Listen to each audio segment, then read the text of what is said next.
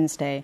I'm asking you what you mean as a government, what you meant in your manifesto by working people. The definition of this is incredibly important because you're using it as the foundation for how you make decisions about people's pay slips, people's income.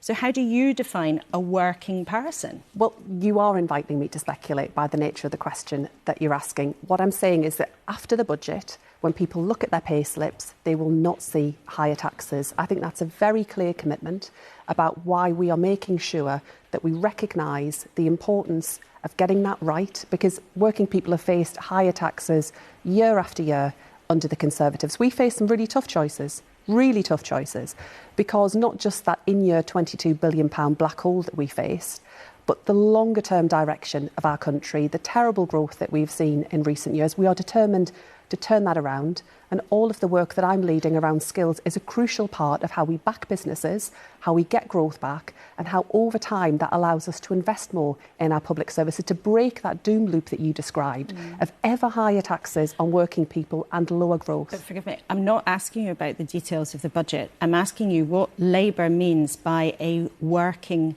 person. Now, the Prime Minister's given one definition. I'm asking you what you mean by a working person. A working person is someone who derives their main income from going out to work. And coming out of this budget, people in that category will not see higher taxes on their payslip. So, as a Cabinet Minister, you're entitled to a total salary of more than £160,000. Are you a working person?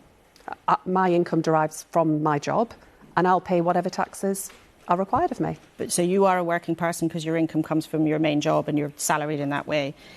Is a small business owner whose average net profit last year might have been £13,000, that's the average, are they not a working person?